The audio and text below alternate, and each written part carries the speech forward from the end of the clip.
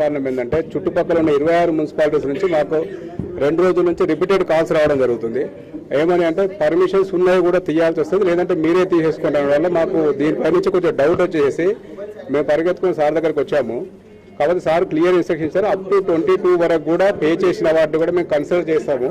So వాటిని కూడా తీయం. కాకపోతే ఏవైతే జీరో అన్పెయిడ్ ఏవైతే ఉన్నాయో అవి మాత్రమే మేము తీయడం జరుగుతుంది. దాని గురించి అన్ని మున్సిపాలిటీ క్లియర్గా సర్క్యులర్ పంపిస్తానన్నాడు. ఈరోజు ఈవినింగ్ లోపల అన్ని మున్సిపల్ సర్క్యులర్ పంపిస్తాడు.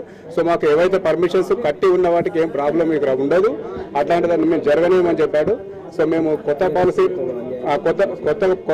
పాలసీ గురించి కూడా మాకు జరిగిన బీఆర్ఎస్ గవర్నమెంట్లో జరిగిన అన్యాయం నుంచి మేము చాలా ఇబ్బంది పడ్డాము. అప్పుడు 2020 తర్వాత మమ్మల్ని జిహెచ్ఎంసీ నుంచి పంపించేస్తే మేము ఔటర్ రింగ్ రోడ్ ఉన్న మున్సిపాలిటీలలో ఉన్నాం. అన్ని ఏజెన్సీస్ ఆల్మోస్ట్ ఒక 200 ఏజెన్సీస్ వరకు ఉంటాయి అక్కడ.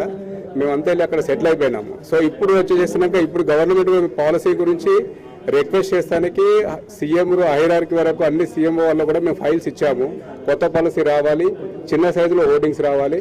సో ఇందులో జిహెచ్ఎంసీలో వచ్చే పాలసీ ఎలా ఉండాలి అంటే ప్రైవేట్ ప్లేస్లలో అలౌ చేయాలి. So any one can come and do the business. ఇప్పుడు జిహెచ్ఎంసీ పరిధి పెరిగింది up to outer ring road. So ఈ 209 కాకుండా ఇంకొక 300-400 ఏజెన్సీలు పుట్టుకొస్తాయి.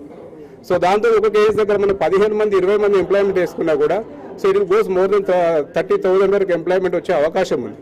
సో ఇట్లాంటి రంగాన్ని ఇది ఎంప్లాయ్మెంట్ ఒకటే కాకుండా గవర్నమెంట్ కూడా 100% రెవెన్యూ వస్తుంది. So more than around 300 to 500 crores మధ్యలో రెవెన్యూ వచ్చే అవకాశాలు గవర్నమెంట్కి ఉన్నాయి. ఇదంతా దయచేసి 2-3 ఏజెన్సీల చేతిలో పెట్టద్దు అనేసి మేము గవర్నమెంట్ కోరుకుంటున్నాము.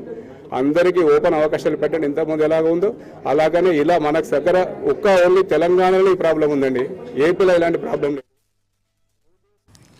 ఏపీలో పట్టభద్రులు కూటమికే పట్టం కట్టారు. తాజాగా జరిగిన 2 గ్రాడ్యుయేట్ ఎమ్మెల్సీ స్థానాల్లో టీడీపీ అభ్యర్థులు బంపర్ విక్టరీ కొట్టారు. కృష్ణా, గుంటూరుతో పాటు ఉభయ గోదావరి జిల్లాల గ్రాడ్యుయేట్ స్థానాలు కూటమి ఖాతాలో పడ్డాయి.